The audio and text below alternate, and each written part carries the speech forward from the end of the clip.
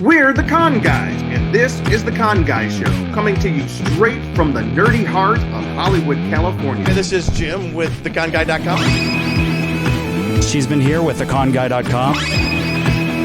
Katie here, aka the Con Girl. Zordon did not want 5 teenagers with attitude. My name is Derek Sam. I'm Danae Sams, and that's my brother. We are your home for news, opinions, and interviews from the world of Comic-Cons and fandoms. Your ultimate insiders for all things con! Hey, everybody. Welcome. Oh, no, I just lost my window. Hold on. There we go. Welcome to the Con Guy Show, your home for discussion and updates on fandom, Comic-Cons, pop culture, and anything you geek out on. We are we're switching up the show. We're having a little bit of a weird show tonight. We had some last minute snafus, which, as you all know, means snafu, and we had scheduled a wonderful, wonderful actress tonight, Janisha Adams Ginyard. I hope I pronounced her name correctly.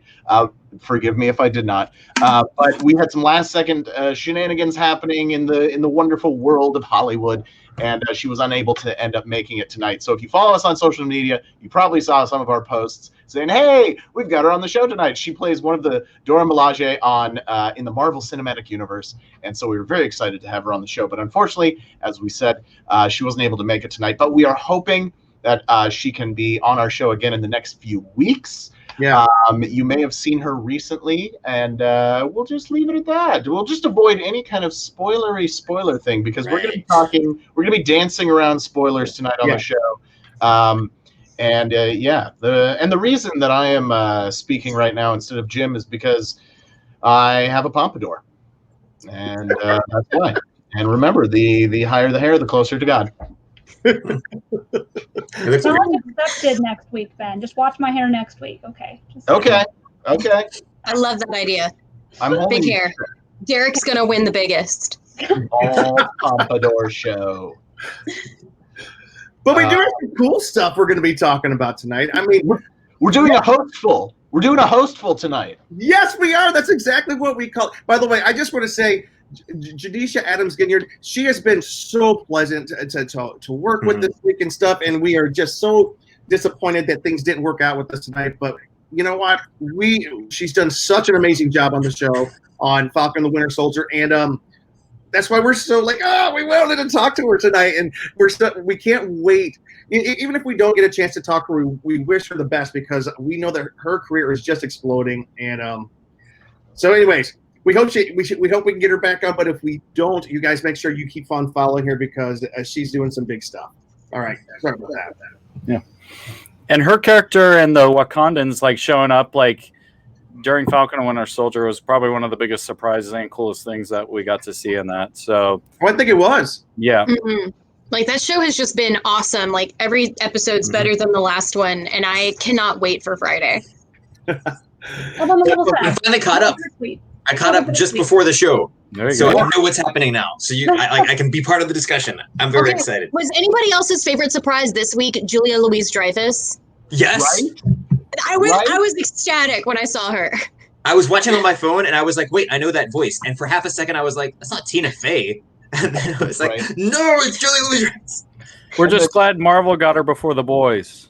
Right. Yes. Well, and then the other part at the end of that scene, she hands John Walker's wife her card, and then she walks off, and then they look at it, and he's like, nothing on it. It's a blank card. I was like, ooh, mysterious. I love it. I had to wonder, you need to find me, because I'll find you. Yeah. Is that what she's saying? Or is it I wondered if it was just a total power move, or if it was even this is going to change when you put it in the sunlight, maybe? Because that's I think it was more of a leaving your calling card instead of being you don't need to get a hold of me. I think that was more a power move for sure. But that's the vibe. Maybe it's actually a homing beacon, and she's going to use it to follow him around. Ooh.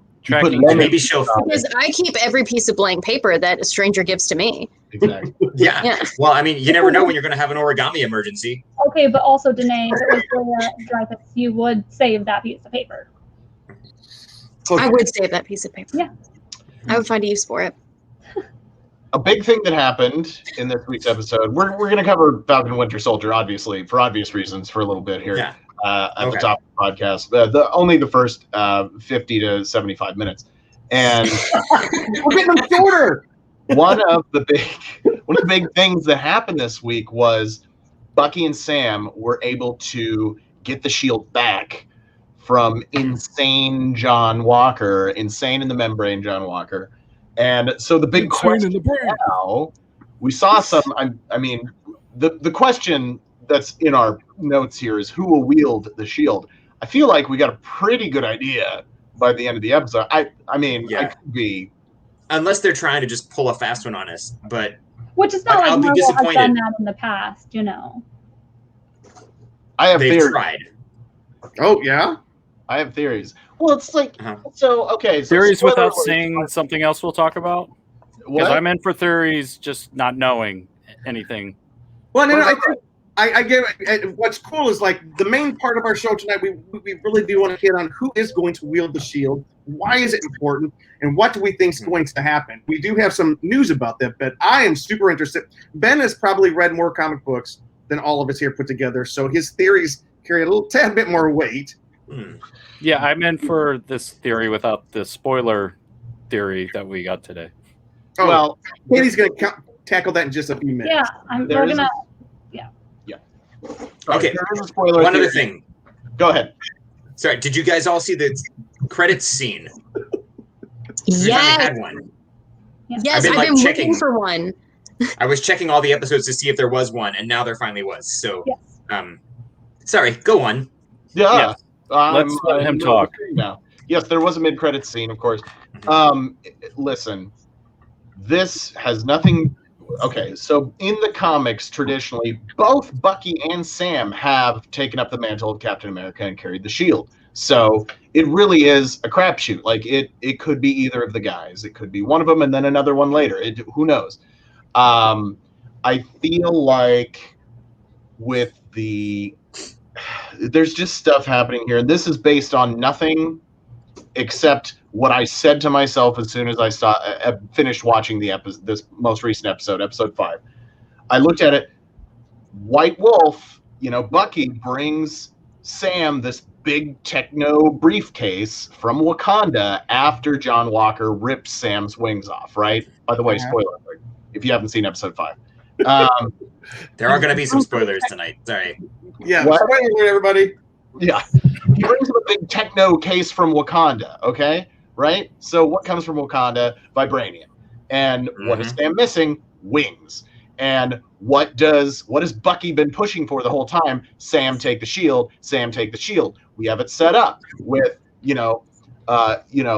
never let a black man carry that shield, and all this kind of stuff. So I feel as soon as I saw him open up the briefcase at the end of this episode, or suitcase, whatever it is, I'm like, that's going to be Stars and Stripes vibranium wings. That's what I'm saying. That's what I'm putting out there. Because as soon as he opened it, because I was like, Bree and I are watching it, and I'm like, it's going to be a big reveal. And Bree's like, no, they're probably going to cut to the credits before they show anything. And sure enough, they cut to the credits before they showed anything. And I said, it's going to be vibranium, Stars and Stripes wings for Sam to be the new Captain Falcon America.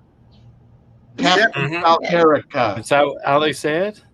Captain American. No, they don't. It's just Sam Wilson, Captain America. But yeah, that's my theory. As we stop, I just got to throw this in here real quick. I just want to say hello to these people.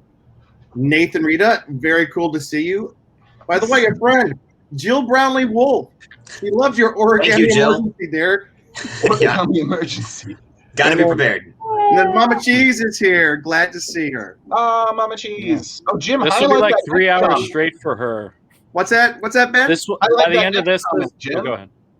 Wait, say it one more time, Ben. Highlight the next comment from Twitch. What I was trying to figure out how to delete that one. It's like a spam button or something. My followers and viewers. Jim, we've been over this. I could delete the comment, but I don't have access. Okay. So no. Only I so I like can what pay Ben was attention. saying. The thing that Ben was saying was, I think, kind of at the heart of the matter is like, I think Marvel is doing something more than just like, okay, who's going to have the shield next? You said something significant that we were kind of noticing. It feels like it's trying to tie it a little bit more into some current events that have been happening. It's the social justice demonstrations that have been happening this past year. Because a couple things I didn't get, but you just said something I think might have cleared it up. We miss seeing you too, Jill. Hi, Jill. All right. Hey, Jill. In this, but in a couple episodes ago, when Sam and Bucky were finding out about the Winter Soldiers and that there had been a bunch, but then he found out that Mr. Bradley had been one, and Sam goes, "What? There was a black Winter Soldier?" And he got very angry, and I was trying to figure out exactly why he got angry at that point, like the fact that one of them in the past was black, and maybe it is tied more closely to what you just said. Like, there used to be a black Winter Soldier, and he Captain never. America. Yeah. Not a I Winter think you mean Well, Super a black Soldier. Super Soldier. I'm Super sorry, Soldier. Winter Soldier. Super Yeah. Soldier. Super Soldier. There used to be and he was never allowed to carry the shield. I think that's probably where that anger came from, because I was a bit confused. But hearing you say that, I think that might clear that up for me a little bit, if that's what they were intending. Yeah, and I think it is. It's definitely, and of course, this isn't a manufactured storyline that they were just like, oh, let's hit on current events. This is something that's existed in the comics since the 70s. This storyline, and so it is bringing up, and it is a time, life imitates art, imitates life, et cetera, et cetera. What have comic books always been but a commentary on our social status? The X-Men, for example. And so it plays right into what comic books and what comic book characters are really designed for in a lot of ways, which is to reflect things about our society and tell us stories to so that we can understand things. And so, of course, this recalls a lot of stuff about the Tuskegee experiments and stuff like that, with them experimenting on black soldiers and these African American black men dedicating their lives to the service of this country in the past, and being treated as less than. And I felt like that scene where he's talking to it's Mr. Bradley, right? It's Isaiah Bradley. Isaiah Bradley, yes. Just slipped my mind for a second. When he's talking to Isaiah, and it's this whole thing of this guy was the guy who survived out of those experiments and should have been the next one to take up the shield, and he wasn't allowed to because of the times. And then he's saying, so much is the same, and we are dealing with so much that is the same right now. And so I think when he said the line, they're never going to let a black man be Captain America, or they're never going to let a black man carry that shield. And I kind of smiled at that, because I was like, ooh, that's motivation for Sam. And then he said, and no black man in his right mind would ever do it. That was the new part, though. That was more current. And that can reflect the feeling of that experience that experience creates back towards the country that has treated people this way. And so I feel like that also can light a fire for Sam to be like, this is a legacy that I need to carry on, and this is and I am the one to carry this on and make it bring it out into the light, so to speak, I guess. And I understand, I'm saying this as a white dude, and so it's not an experience that I have shared, but I did find it to be very powerful, and I can only hope I'm like Zemo, where I say I'm out of line, but I'm not wrong. and you just made a point, though. That's a really good point. Is like, none of us can claim that we have shared somebody else's experience, but I don't think Marvel is writing the show just for one experience. I think they want. So what's cool is like, how do we process this? How do we as non people of color or what? I know Katie. She has some really. Katie, I didn't mean to diminish you at all. This is just Jim fumbling over words right now. It is very much Jim You fumbling. fumble over words? Yeah, well, Oh, imagine that. But it is interesting to know. Like, let's give him a close up. Let's get it right. And I'll be the first to admit, like we were talking earlier this week, and I wasn't at first in love with this past episode. I was like, it's something about it was just, I was thinking, well, is this really the story that was in the comics and whatnot? But like, I'm on comic book resources right now. It's a great resource. And just what Ben was saying, let me just read this real quick. Before Steve Rogers took up the shield, there was another brave soul who did, Isaiah Bradley.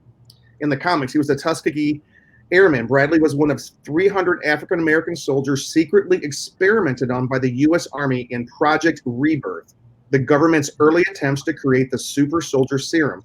And this was, listen to this, this was revealed in the book called Truth, Red, White, and Black, the 2003 miniseries written by the late Robert Morales. Bradley was one of only 7 survivors of the trials, but he is the last one standing when he undertakes a mission behind enemy lines in Germany to destroy the nation's efforts to create its own super soldiers, which that's kind of interesting. I want a flashback. I want to see it happen versus told about him being in this series though. Badass. Timing. In this series, wasn't he in Korea? It's worse. It's worse. Wait, I'm going to tell you. To do so, he went behind enemy lines. He disguised himself as Captain America using the costume and shield. He completed the mission for the good of the country, but in the comics, he is charged with stealing the costume, court-martialed, and imprisoned for nearly 20 years. Sadly, the unrefined version of the serum in Bradley's system caused debilitating effects on his mind and body. I think Marvel might be sticking kind of close to this, and if that's the case, good for them. Good for them. This is it's a tragic story that we're hearing here. But I'm glad we talked tonight because I was a little bit lost in a little bit of it, but it kind of, especially the part when Sam was like, no, what you said, no man, maybe a black man shouldn't take up the shield. Who would want to? That was a powerful statement, actually. If you stop and think about it. Katie, I'm sorry, I was interrupting you. No, it's fine. I was just saying, when it comes to Captain America in general, I knew that this would probably be my favorite show that comes out on Disney Plus for Marvel, just because Captain America has always been my favorite of the franchise. The first Captain America is great. The second one I loved. I thought Winter Soldier was fantastic. Loved Civil War, and I love all of his appearances in the Avengers movies. And so it's not really surprising to me that I would like this show. And I think, I've mentioned how they've been taking risks with the political commentary in this show, and I wouldn't expect anything less from Captain America story. I mean, literally, it's in his name, Captain America. There's going to be some sort of a political messages in that, and in my mind, they're ticking all the right notes. Because that episode, it was a little bit longer, by the way. I don't know if you guys noticed that. It was a 55-minute episode. At first I was like, how long is this episode? Are we looking at 90 minutes? I wasn't sure, but it was 55. And they touched on a bunch of commentary that it kind of just, it was touching. It was sad, and it was commentary that when you think back on it, you're like, this is a really sad story and a sad aspect that we have to even discuss this. But in a learning and teaching standpoint, well done, if that makes sense, what I'm saying. No, I agree. And although I'm not going to dispute the fact that they're swinging for the fences, it's like Ben was saying, it's in the comics. This is a storyline that's in the comics. They're staying true to their history. And wow, this is kind of cool. Marvel wrote this story in the 70s. This is, I'm impressed. I'm impressed with Marvel for being ahead of their time. And this is what we were laughing at. Jim and Luke, you were cracking me up with your big old glass of something. Jim reaches to your left to pick up the glass, and Luke reaches to his right. It looks like it's the same glass. I think Derek had a comment he wanted to make. Yeah, I was going to say, Derek, you were saying something. Yeah. I'm sorry. Where were we? I was asking, in this one, did they change it to where he was not in World War II, but was in Korea? I believe. Because I thought he mentioned, he at least mentioned something happening in Korea. And I think probably because this is 2021 and the character would just be too old. He wouldn't be alive anymore. In the comics, it was the 70s. Yeah. So. Yeah. Mm-hmm. And I think that does line up with the whole, Captain America went missing, and we wanted to figure out what to do while he was gone, kind of a thing. Yeah. Yeah, that's what I picked up from it. It was like after Steve Rogers disappeared, they tried to recreate. Yeah, they tried to do it. Yeah. I love that we have not followed our rundown sheet at all tonight. Great job, guys. No, we got it talking about this, and it's really well. This is very important. It's the yeah. Okay, but yeah, I do think Sam should wield the shield for multiple reasons. Derek, go ahead. Yeah. Okay. So everything that Ben said, yes, Sam should be wielding the shield, and also like he was the one that Captain America kind of chose as his successor. Even though Bucky was his friend before that, in many ways, Sam is the one who saved Steve, and then Steve went on to save Bucky. And because of that, you know, there's this heroic aspect to Sam that isn't quite the same. Do you know what I mean? Like Bucky's still battling some demons, and Sam, it's more battling, you know, circumstances in the world where he is. And also, first episode, when he's diving onto that plane in that amazing action sequence, I think it's a little bit of foreshadowing, perhaps, that he uses the wings as a shield. He turns and they kind of like flip into this shield shape. That was amazing. Like, I loved that moment. It is meant to be. He's a good character. And where did we first meet Sam? In The Winter Soldier, he's jogging at the mall in DC. I mean, he is this patriotic figure. And yeah, like I do love his storyline. I mentioned when we were first talking about Falcon and Winter Soldier, like I love how he was introduced in this way where he's addressing things like PTSD. And that's one thing I do appreciate about this show, you know, coming like with a little bit of military experience. Like I've never deployed, but I've spent, you know, about a decade as a reservist now. And I've known guys who like have dealt with PTSD. You know, I did lose a friend to suicide several years ago. And it's interesting to see some of those things play out. And it's like looking at it, I do get a little bit frustrated because, you know, we all have our reasons to be frustrated with John Walker. But one thing that really bugs me is he's in uniform and completely not up to grooming standards. And if I were going to go before any kind of government commission or whatever, if I guess it wasn't really a court martial, but if I were doing that and I was going to put on dress blues, you'd better believe I would shave and cut my hair. And I think as a captain, he should have known better. So that alone right there was enough for me to not trust him, even if I did up to that point. He's unhinged. But the whole thing, yeah, he was, well, certainly, you could tell. But he's been scruffy from the beginning. When we first met him, his hair was like all over his ears, and he had all this stubble, and his sideburns were down to here. And I'm like, no, sir. Well, just to piggyback off of that, a unit like that, and we were in uniform, I would be like, I would use that knife hand that the staff sergeant uses, and be like, "Hey, un-F yourself." Except I might not say that to an officer's face, but I might, you know, quietly, subtly, like, "Hey, sir, can I talk to you for a second? Like, is everything all right? Because you look like an effing mess." I would find a respectful way to do that. And then I would have averted this whole crisis of this show because, you know, everybody knows that once you have you're clean shaven and you got short hair, then you can become a good soldier. Yeah, true. Well, just kind of to piggyback off of that, like I think that was done wrong on purpose because I know I sent it to Derek. I can't remember if I sent it to you guys or not, but I read a whole Twitter feed about how every aspect of the new Captain America's uniform was supposed to make us. Should I keep going, Ben? No, I'm just saying, yes. It was supposed to make us feel uncomfortable with the fact that, like, the A for Captain America was on the left side, which, Derek, that is where you put a medal that you have not earned, correct? Well, okay, on your dress uniform, you've got the medals you earn go over on this side. I'm going to get a 5-minute answer now. Sorry, guys. Okay, yeah, and then on your left side. And then, but on your right, you'll have, like, it's weird to say a medal you have not earned, but you'll have... Right here, you'll have like a unit award, which you might not have personally earned, but your unit did. And so, like when I'm in my dress blues, I can wear awards that some of them I didn't personally earn, but my unit did before I joined, and so I still get to wear them while I'm part of that unit.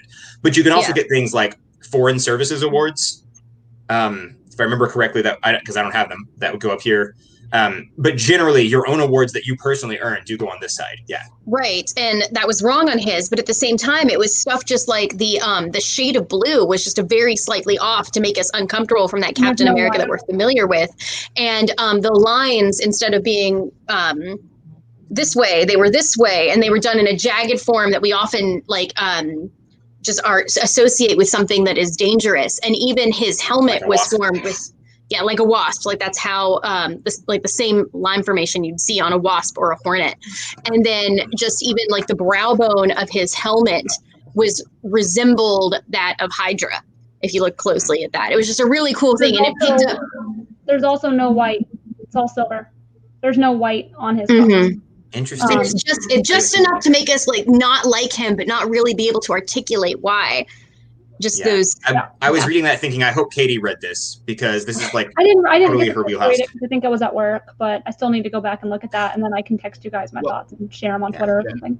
Well, it even talks about how like they use like brown and orange stitching on the red parts because instead of like with Steve Rogers' costume, the red is more bold and bright, and on this costume, it's more rusty and brownish, almost like blood, and like all this, and like the red and the blue together instead of the red and white together, and it goes in depth, and it's insane. And I'm like, it's just a great example of what happens when the government interferes. Well, I shouldn't have said that. Sorry. In general, it's interesting to hear you guys say that and talk about this because as a costumer, I'm very big on color theory. I don't talk about it a lot, but if you watch certain things with me, I can't guarantee that I won't give away something that I noticed from costuming. And the fact that you guys are feeling it's unsettling without knowing what the costumer did shows that they're doing it really well. Because I mean, it's supposed to, and you don't even really realize it's happening because they did such a good job with it. So another great thing I read, and I was looking for the tweet earlier, and I apologize I can't find it, but it gave a good example of like why Steve Rogers was so important for Captain America was that he could lift Thor's hammer, and John Walker cannot do that. We can all agree that would just be impossible. Yeah, like he can pick up the shield, but he cannot pick up the hammer. Yeah. Yeah. Can I ask you a question? Oh, I'm sorry. No, go ahead, Jim. I don't want to interrupt. This is a question, and Derek, I kind of want to get your perspective on this. And I did see, and this is a controversial question for me to ask, which I'm sitting here thinking, why in the world would I ask it? But I'm going to. There was some pushback by a lot of folks this week, and I think it showed up in a couple of the national papers about the portrayal of an active military guy being the villain in the show, and some people were taking offense to that. I would love to know your perspective on that.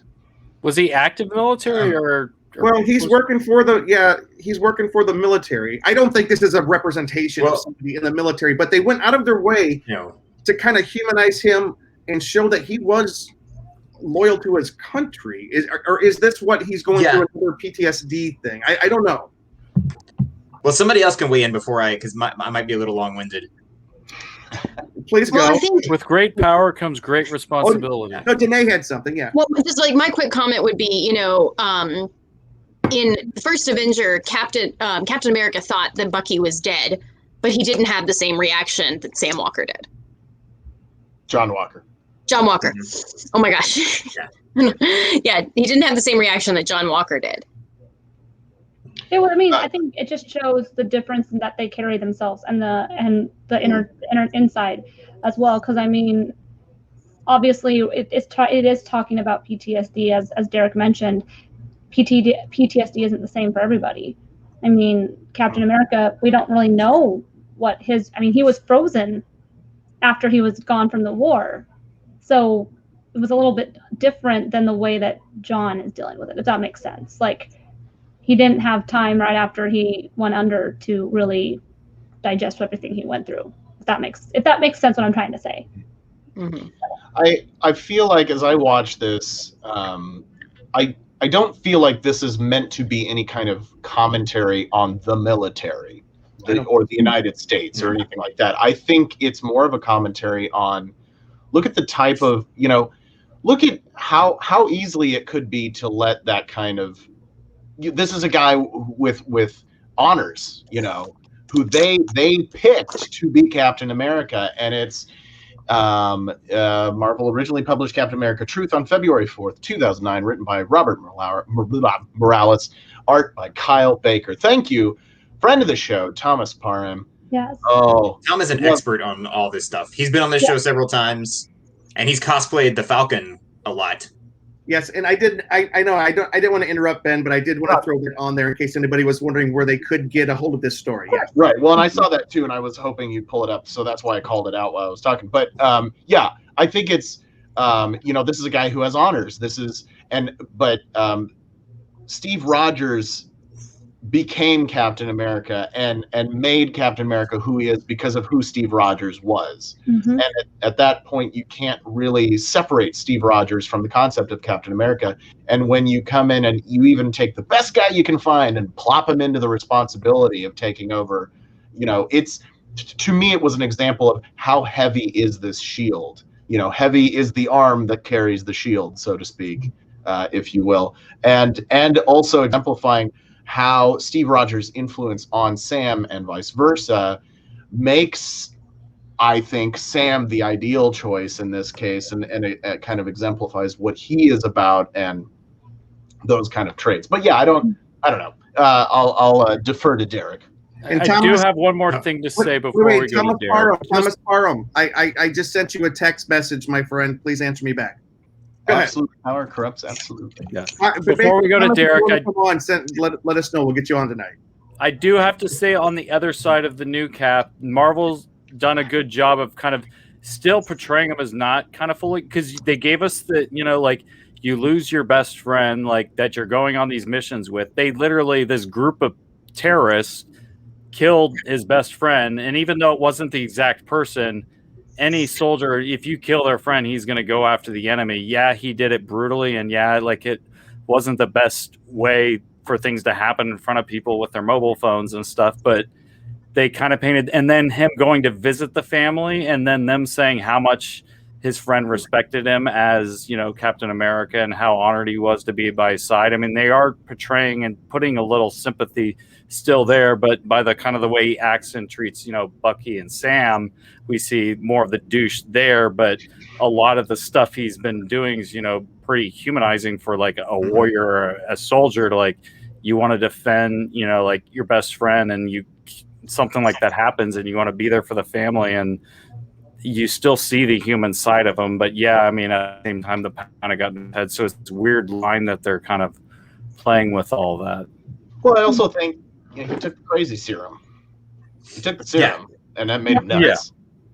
Yeah, there's a lot of that kind of stuff playing into the character's choices at this point. Yeah. But he took it because he knew he couldn't defeat them on his own. And yeah, it was probably the wrong choice, but he, as a warrior person, knew to protect the world, and especially after facing off against the Wakandans, he's just saw how, he can't stand a chance against this next level set of hero. And yeah, he probably made the wrong choice, but he was making what felt right in his mind to defend his role as Captain America. Again, I'm just kind of stirring the pot here a little bit, but I'm seeing kind of both sides of what I think the fact that we can have that discussion says that it's a well-written character. Can I comment on what Luke said, though, real quick? Yes. Mm-hmm. The fact that John did take the serum, I think, was a big, when we're talking about who will wield the shield, I think that's actually something that a lot of people might have glanced over as not a really major detail. I think the fact that John Walker, and of course this is speculation, we don't know what's going to happen, but I think the fact that we saw John Walker take the serum after we found out that Sam would never take the serum if offered him is a very important detail to take note of. And I think Steve knew that Sam wouldn't do that. If given the opportunity, he knew that he would do what was right, and he wouldn't choose to be a super soldier.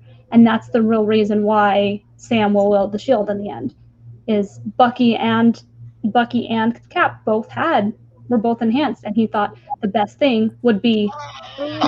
We got a surprise guest coming in. What up? Con guy. By the way, Steve took the serum and he didn't turn out bad. So I'm not saying taking the serum is necessarily bad, but Bucky got brainwashed. Yeah, no, I get you. Okay, for those of you, by the way, for those of you listening, none of us have introduced ourselves yet tonight. We apologize. We'll do that in just a second. But we have Mr. Blurred HD. Please introduce yourself for us, please. I'm Tom Parham. I teach at Palm Beach Atlantic University in West Palm Beach, Florida. And we miss him every day in Can you say it one more time? Which part? Tom, you just cut out on us. I'm so sorry. Tom. One more time. I teach communication and media studies at Palm Beach Atlantic University in Florida. Awesome. And for Tom has been kind of wow, Derek disappeared. Tom has been going along with the, and Tom, thank you for logging in. Not only oh, look at this. Look, Tom, look who's watching tonight. Jill Brownlee Wolf. Loving it. Jill. Hey Tom, well, we really would love to have your perspective on this. Not only are you an expert here, but tell us, like, what do you think about what we're saying? Like, who should wield the shield, and why is it important who has the shield? Sam, duh. We could have said that, Tom. No, Sam was Steve's choice. And I've read the comics. I know how the story ends. One of the things that's really interesting that the showrunners did, and I actually met Malcolm Spellman at a Writers Guild event before COVID hit, and won't go there. But the thing that's interesting is the way they approached it is the initial enmity between Bucky and Sam is the fact that Sam didn't do what Steve told him to do. And I remember when in Endgame, when Cap gives Sam the shield, there were some people who were like, oh, he should have given it to Bucky. It's like Bucky knew Cap was going to give him the shield because Bucky knew what Steve's plan was. And Bucky also knows that he's still struggling and that Sam is the best choice for the person to wield the shield. And just in your opinion, why?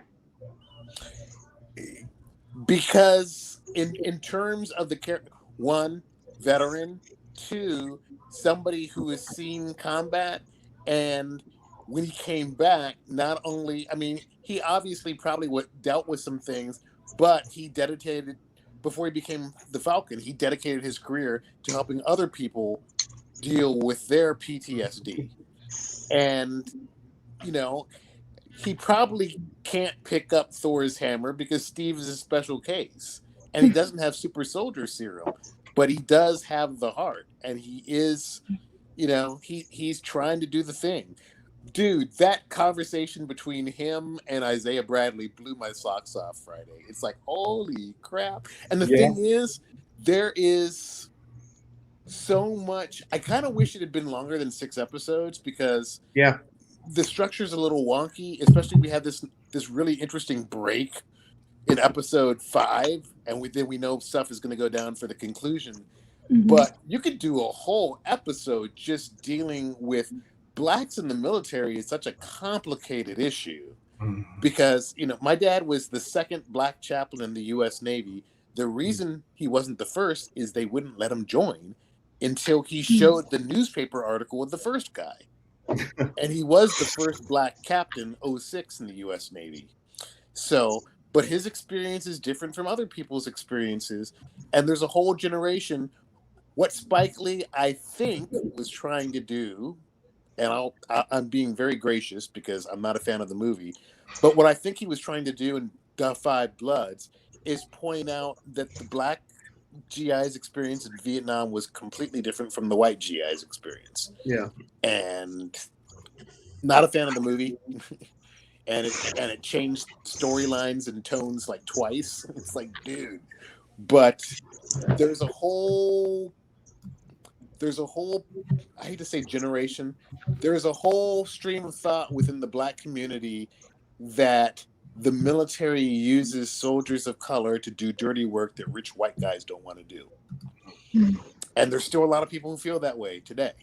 There are a lot of people who feel that the Navy is the last bastion of aristocracy because the Navy is so completely different from the other services. So, but yeah, it's a complicated issue, but to hear a character vocalize it like that, but Sam's coming at it from the other end. And it's great because it's a true dialectic. You're getting two sides, and I think I know what's in that briefcase from Wakanda. Did you hear Ben talking? the fact that Sam is going to make the choice that's right for him. Yeah. Period. And I think he needed to learn that. He needed to learn why he is the one to wield the shield. And Would you rather fly, though, honestly? So wait. Go ahead. What'd you say, Luke? I'm just saying, like, I think him flying is better in my opinion. Like, do you want to carry another thing? Like, I that's just my opinion. This has nothing to do with any of it, but I'm like, flying to me is better than carrying a shield, in my opinion. Dude, but I know he goes on his back when he's flying, man. Yeah, I was gonna say. A quick, 10-second comment. I think it really does say something to Sam's character that he was handed this shield and he was like, I do not deserve this, and passed it back off just because I've been rereading. Yeah, just because I've been rereading the Chronicles of Narnia. When Prince Caspian said that, Aslan said, that's how I know you're ready to be king, is because you don't think you're worthy of it. And now, Charlie, you get the chocolate factory. Exactly. Ben knows what's up. Tom, did you lose us? No, he's still there. He was saying that he lost, and I do want to point out that I can't hear Jim. Can you hear me, Tom? Anybody else? I do want to point out that Tom is military service as well, so he has a couple of different perspectives on this that is just so important. And I think our internet might be cutting Tom out tonight. He's moving okay. Yeah. Derek's frozen to me. Katie's voice. I hear. Should we go around and introduce ourselves now that we're 45 minutes in? I think that would be fantastic. All right. Well, but we're almost to that point. I just want to make sure before. Ourselves now that we're 45 minutes in. Is that Derek? No, so tell you what, let's go ahead and introduce ourselves real quick. My name is Jim Fry. I am the face. I'm the cartoon face of the con guy here. That's about all I contribute to the show. Who do we? How about we go with it? Let's just go this way. Hey, everybody, it's me, old buddy Ben. And again, we're coming at you. You can find me on the internet at BENKLIEWER, Twitter, Instagram. That's what I do. I'm an actor, comedian, writer, big geek. Again, thanks to that#show.com for hosting our show, or for having our show as part of their network, as well as Jim. Where are the other places that you can find the con guy?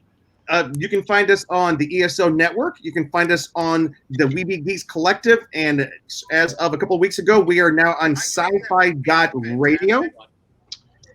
And you can also, I was going to say, you can also pick us up wherever you get your podcasts. So, and of course, that #show always brought to you by Neft Vodka, reminding you to please drink responsibly, and toink.com for all sorts of cool stuff. I love plugging things. Cheeseman. And I'm Luke Cheeseman, known as Cheeseman here on the show. I am a writer and filmographer here in the LA area, introducing myself that way as I should. But I'm here with conga.com. All right. One of the founding members. Yes, you are. Yes, you are. Katie. I am Katie, aka Katie Christine, Katie_Christine. I am a costumer, and I'm here at the Con Guy, a full-time nerd, as I like to call myself, the gamer of the group. And just while we're talking, since we were talking about the military and comics and things like that, I did want to just say, if you guys get the chance and you are wanting to watch something military-based but also historical, go for Broke, the documentary about the 442 in World War II, which is the Japanese-American regiment of the Army that was created during World War II. Definitely check it out on Amazon. It is narrated by George Takei. It's a very insightful eye-opener if you guys don't know the history of the Japanese-Americans, especially specifically in how they served the country. Go check it out. And Katie's one of the con girls. Who's the other con girl? I'm so sorry.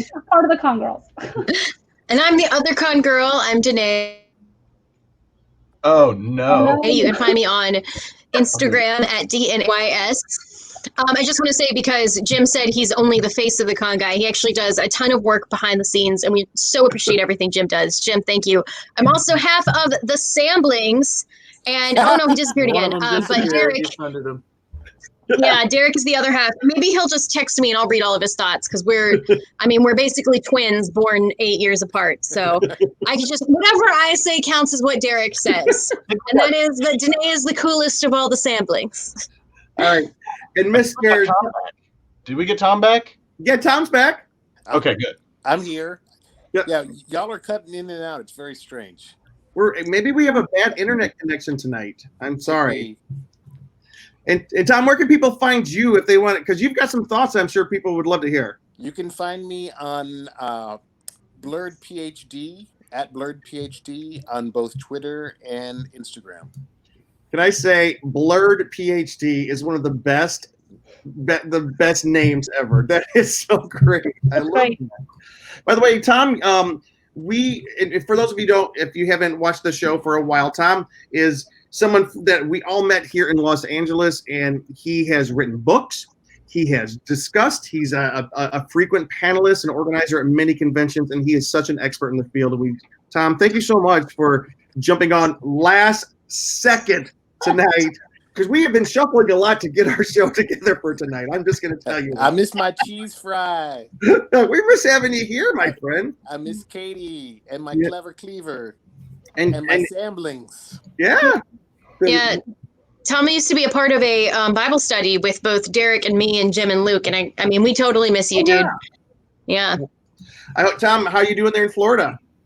Dude, the job's awesome. And aside from locking myself out of my house yesterday accidentally, which I will never do again because it was not cheap to fix that. But no, you just need a shield to throw through the window.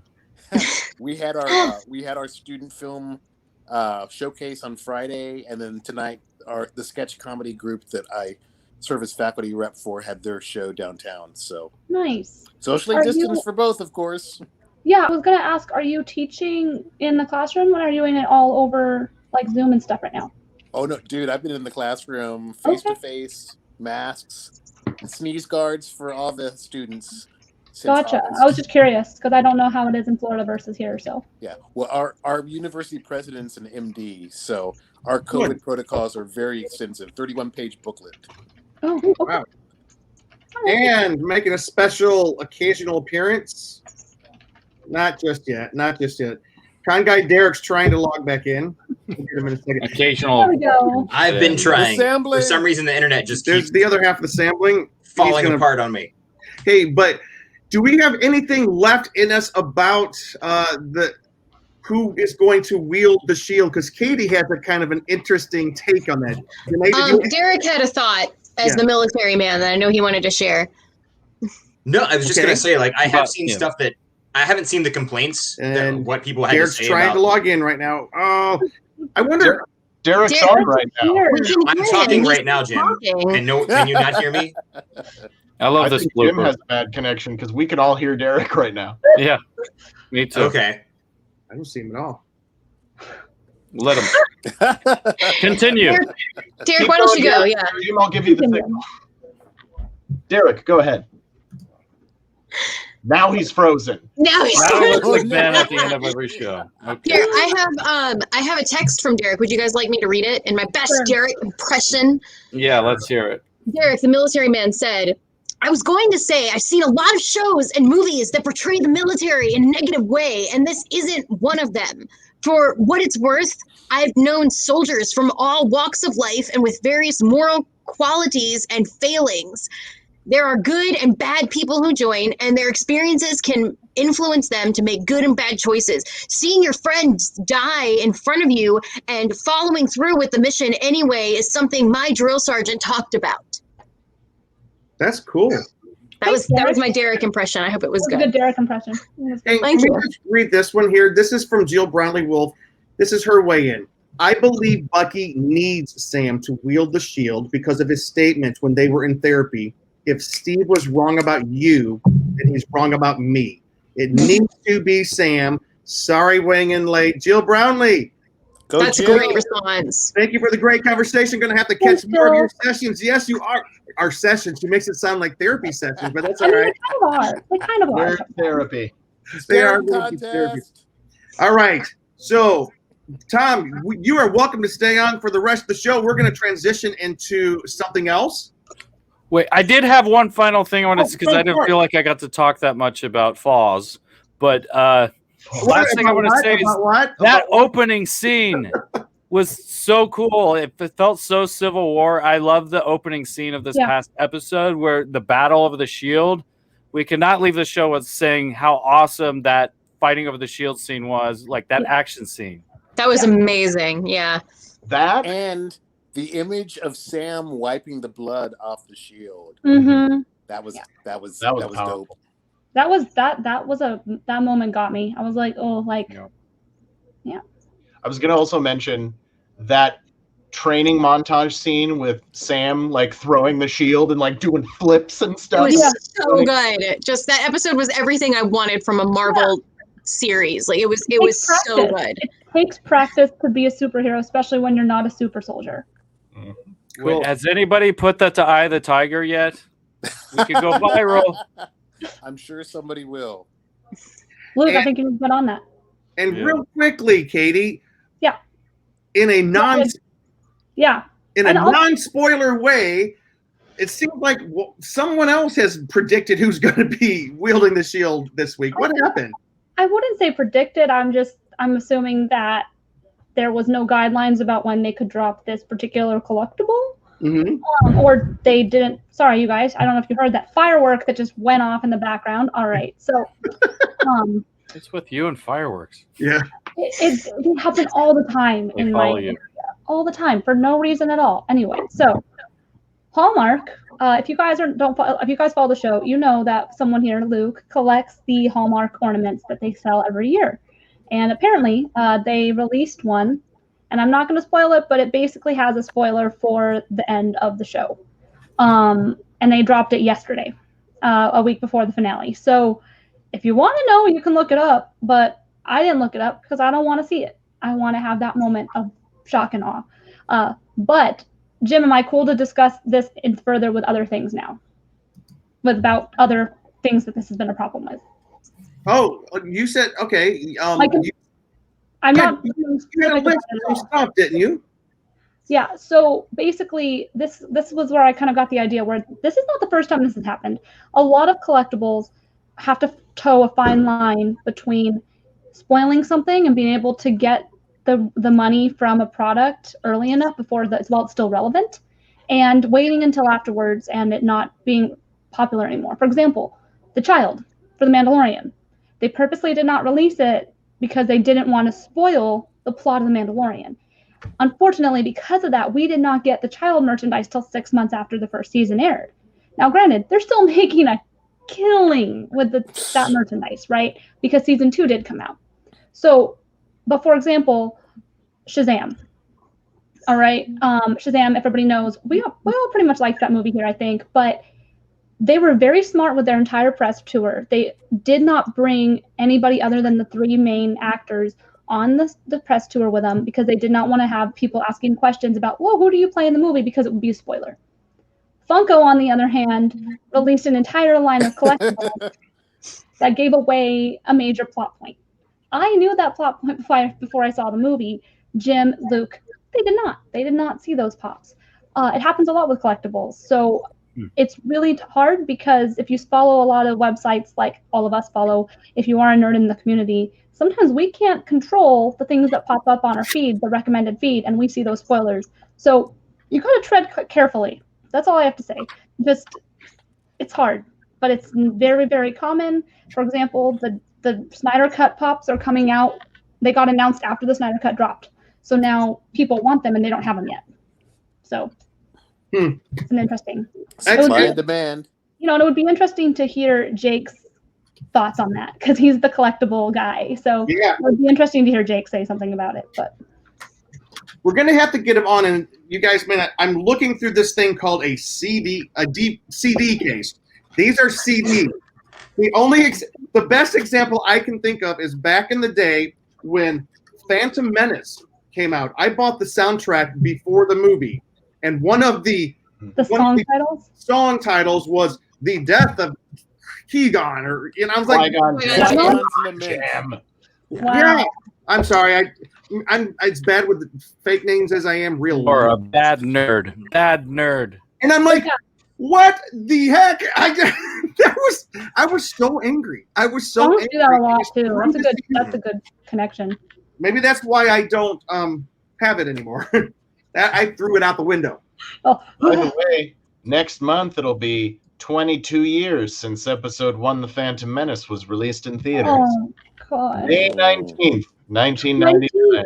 2 years? And I'm going to announce right here, we are doing a special 50th anniversary of Lucasfilm Con Guys show and timing it with hopefully May the 4th. So we're going to have a really special show and we'll hopefully get some guests and stuff on. So that's going to be fun.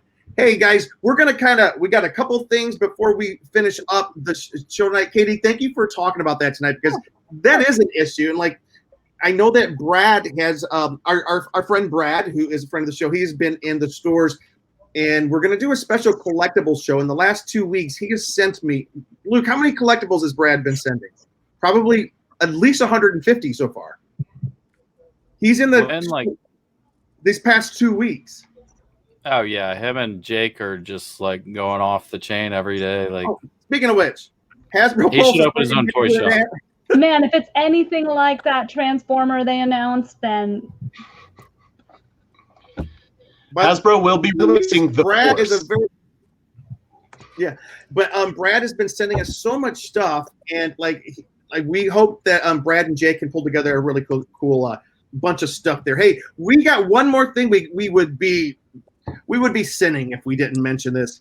Guys, Marvel is shooting on all cylinders. Did you guys see the brand new trailer today for Shang-Chi? No. Yes! I need to rewatch it. God. I watched it on my phone, so I need to rewatch it on the big screen today. I love kung fu movies. Yeah, I tell you what, and the poster came out. I'm telling you, there is something about this that just got me just so excited. That war costume, though.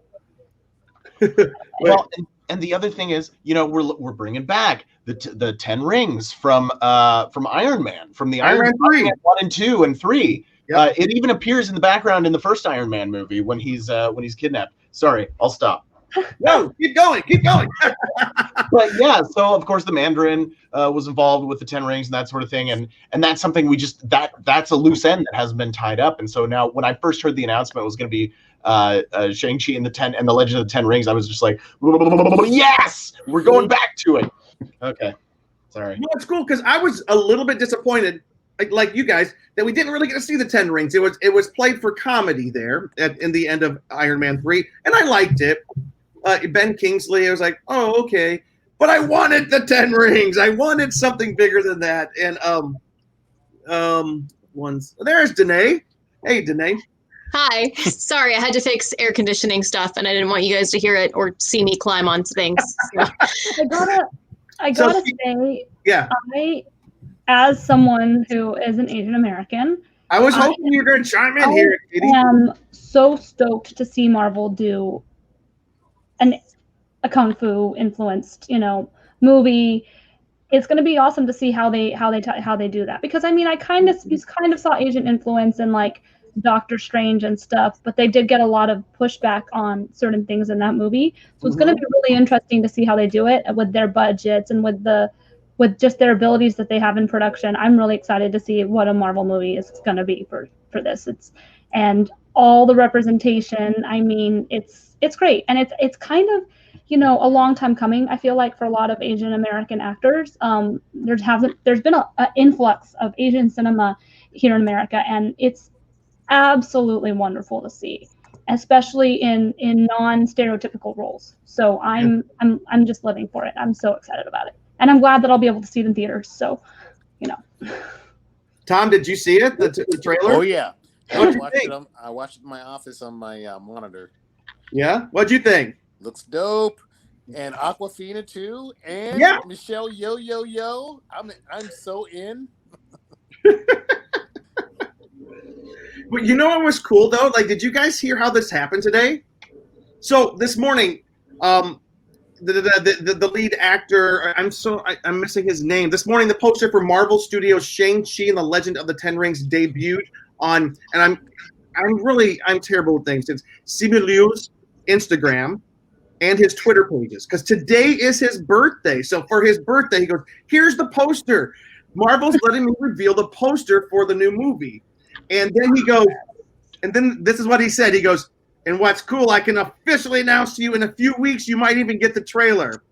Not more than a minute after he said that, Marvel dropped the trailer while he's Instagramming, and he's like, "What?" He goes, he goes, "This is the best birthday ever." So it was like the coolest thing that Marvel did for him this morning to reveal the trailer as a birthday gift, kind of to him. I just think that was so great.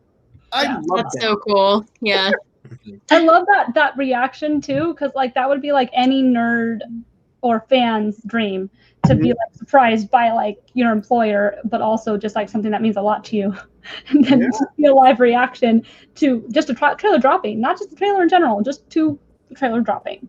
Yep. So especially after the year we've all had, it's nice to see like huge outbursts of joy. So. And can we all say, I agree with you, Katie. After the dumpster fire that was 2020, 402 or 3 days. Let's see. Saturday it was 402 days since we locked down. It's the longest 15 days I've ever spent. Yeah. All right, guys. All I can say is, as we're seeing glimmers of hope, and I always like when we can go out with Ben, giving us a little bit of glimmer of hope. Ben, what's happening, Ben, as we are coming to the end of our show here? I got my second shot. Oh, wait, you can't see it in this light, but there might be. I think there's a little dot somewhere here. It's all light. I can't see. Yeah. It's just white. It's just white, Eric. There we go again. Is that specifically the topic you're talking about, Jim? Is that okay? So yes, I as I say on the show every week, my survival job. I have been incredibly blessed during the pandemic to get a survival job, not only just to have a job, but to be helping out. And I've been working for the Los Angeles County Department of Public Health with their COVID response team. So I've worked a few different positions, all from home, talking to people over the phone. And most recently, I've been helping people sign up for vaccine appointments. And so it has been all over the place. I've had busy days and slow days. And it's been getting slower and slower, which is good because it means more and more people are signing up for their shots on their own, but also getting their vaccination shots. And I would just like to, I know there's all kinds of thoughts and opinions and about vaccinations and this vaccination in particular out there. And there are other fine folks on this very program that can comment on that as well, with perhaps a little bit more expertise than I do, but it is really important. It isn't dangerous. The whole thing with Johnson & Johnson, six women got blood clots after getting Johnson & Johnson. You have a greater chance of getting struck by lightning or getting eaten by a shark. They have paused the Johnson & Johnson out of an abundance of caution. They're probably going to start it back up again. But yeah, so if you've had the Johnson & Johnson shot, don't worry about that. It's literally less than 1 in a million chance. 6 women out of nearly 7 million. Million people, yeah. Let's please say that. Yeah, okay. Yeah. So yes, it's literally less than 1 in a million chance. It was 6 women out of more than 7 million people who received the Johnson & Johnson shot. So, but yeah, it's the best way for us to get back to normal. It's quote unquote normal. I think, a lot of us are touch starved. We want to hug our friends. We want to shake people's hands. I want to clink a glass against Jim's glass at Costa Vega. That's what I want to do. And there we go. But in real life, I want to get back into the studio and we just went happy hour past 10 o'clock. That will make it happen. And so the mRNA vaccine. It teaches your cells to make a certain protein and to teach your antibodies to fight against it. And it's the kind that the virus makes. And so that if you get the vaccine, then you go out and the virus comes at you, then your body's like, I know you. And then it gets rid of it. And so if we can, if the majority of us can get this, or a lot of us can get this, it's going to help us to be able to go back to being able to eat indoors and going to movies. And we're already starting to do that because people are getting it. So I'm just really excited about it. I'm excited to come out and see all you beautiful people. I don't care if I've never met you before in my life. I want to give you a hug. Yep. Maybe. Take a shower first. But yeah, I've got my first shot down. I'm going back in 2 weeks for my second. And my wife as well. Mine's next week, yeah. Katie's going next week. Yep. Mine is 1 week from today. Mine is May. Again. Mine's May 5, my second dose. Hey, thank you so much for that, Ben. As we close out the show here, guys, we are closing out. This is a remarkable. Of course, I don't want to speak too soon. Look how short the show is. As we close out the show, I think I do want to announce one thing that's really cool. And let me, as we close out the show, let's just say that we, as the Con Guys, are very, very excited to have been nominated in 4 different categories in the upcoming The Snobby Awards. You can tune in. This is on the the Scene Snobs podcast. There were a bunch of people submitted, and you can tune in to the awards live on April 25. Go to thescenesnobs.com. Follow them on Facebook or Twitter. We have been nominated in these 4 categories. Best live show. Doesn't get much livelier than this, I tell you what. Best geek, nerd, and pop culture podcast. We got that one covered. Best comic. Oh, no. And best panel discussion. Our fingers are crossed, and good luck to all the nominees we will be watching. We'll have links on the website. We'll be watching on April 25th. That is something that's awesome that I'm super excited about. All right, as we have what we call the last call tonight, we're going to go around the horn. If you guys got something cool to say, please do it as we close out the show. We're going to start with Mr. Tom Parham, Blurred PhD. Give us how people can find you and anything you want to promote. You can find me at Blurred PhD on Twitter and on Instagram. And I'm just gonna tag in with what Brother Ben said. Get your shot so we can get back to something resembling normal. Yep. I get Pfizer number 2 on May 2nd. All right, you beat me by 3 days. Get your shot. It's not a contest, Jim. Right? Yes. All right, D-Nays. You can find me on Instagram at DNAYS. You can also find me on TikTok at Whiny Danae, but wine is spelled like a glass of wine because it usually takes that before I post on TikTok. And if you've followed me on either of those places, you know I am so excited because this Friday, the Netflix original series Shadow and Bone, based on the books by Lee Bardugo, is dropping. I'm probably just going to be pulling an all-nighter and watching all of them because I'm so excited and I can't wait. That's fantastic. Hey, Luke, I got to ask you, were you able to get that video? Oh. Danae's video. Go check out the Con Girls and Danae's Instagram because there's some very funny video. We tried to pull them tonight. We were having a last-second shuffle of topics tonight. So, all right, Katie. I am KT_Christine across all social media, including Twitch.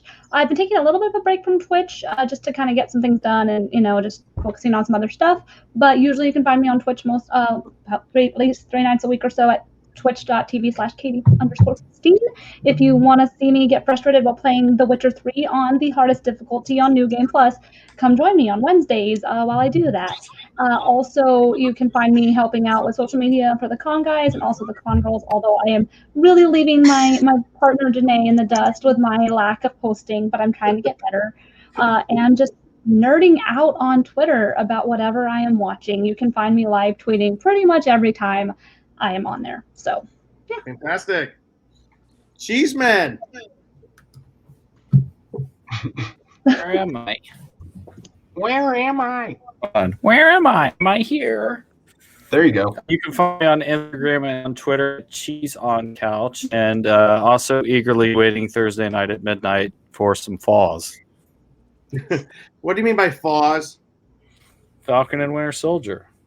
Also rhymes with Jaws, my favorite movie, if you can see it. All right, real quick, before we lose you. Okay, yeah, you can occasionally find me on Twitter at ConGuyDerek, but more often here on the Con Guy Happy Hour and on theconguy.com. Yeah, we're still saying what we're geeking out over right now. Yeah. Yeah. My wife and I are still hooked on Assassin's Creed Odyssey. We're almost done playing through it, and it is freaking long. And, you know, less of a fandom, but just nerdy. I started learning Python over the last week or so, and I'm nerding out on math. No, the coding language. It's very exciting. Oh. I love that. I love that. Hey, everyone. Old buddy Ben. You can find me on Twitter and Instagram at BENKLIEWER. Go get your shots so I can get back in a stand-up comedy club and be doing some comedy in front of y'all. I've been working on new material, not a whole bunch of new material, but I've been working on some new material over COVID, and I'm pretty excited about it. One thing I'm geeking out over right now, this very day, and Derek will appreciate this, Michael Dorn tweeted, he's been called back into action by Starfleet, which means Worf is coming to Picard. Worf! Kapla! Yeah, that's awesome. So that's what I've been geeking out about today, along with Shang-Chi and all the other great stuff. Get your COVID-19 vaccines. Let's get back to real life. I love you all, and thank you again to thathashtagshow.com. That's right. And I don't say it enough. I love this group of people. I look forward to you guys on Monday evenings. You too, Tom. I miss Tom so much. I look forward to this so much. And as we go out, please, those of you, let's get safe, let's get healthy, let's get out there because, and we don't have time to go through it tonight. A lot of the major conventions towards the end of the year are trying to have some kind of convention, but we have to get people healthy. You know, MegaCon Orlando in August, Dragon Con September 2 through 6. Long Beach Comic Con is scheduled for September 4 through 5th. Rose City Comic Con September 10 through 12. Fan Expo Dallas is a big one for September 17th through 19th. Just two more. Emerald City Comic Con, one of the biggest, December 2 through 5. And then Los Angeles Comic Con at the LA Convention Center, December 3rd through the 5th. All these will happen, but only if we can really achieve that herd immunity that we need to achieve. So those of you who want to get that vaccine, please go out and get it. And and is this what you wanted? Is this what you wanted? Right. And for those of you listening, Danae has a really cool TikTok video. Let's watch it real quick. Turn it up. Hold on. No. These old men don't know how to work TikTok. Real loud. And go. Worse than before. Oh, we can't hear it. Can anybody lip read? Nope. Okay. I mean, if you check the Con Girls on Instagram at the Con Girls, you can see it there. Yeah. It's man, that's an amazing TikTok, you guys. That was so funny, Danae. You were the best TikToker ever. Your TikTokery is. You just gotta go to the Con Girls on Instagram and see it. TikTok right Please there. go to the Con Girls on It's just like Kesha wrote it. All right, and last announcement, big announcement for us. We're about to keep our brand new season. Sorry. Sorry, Jim, you were cut out. Oh, I'm so sorry. I've got to fix my internet. Can you guys hear me now? Yeah. I'll talk slowly. Be watching because we are kicking off the new season of our sister podcast, The Scare Guy, with a super cool halfway to Halloween show coming to the Scare Guy very soon. We're going to be part of the Halfway to Halloween Festival. That's happening with a bunch of podcasts coming up in May. Boy, we look like the season 9 of Game of Thrones. All of our heads up here. Love you guys. Love the show. This has been such a good week.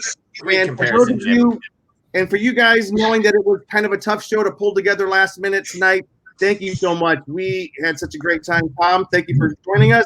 Guys, please like us, follow us, and we've got a lot more coming your way. Good night, everybody. Watch the last episode of Foz so you can stop his bad dreams. That's right. That's right. Good night. Bye-bye.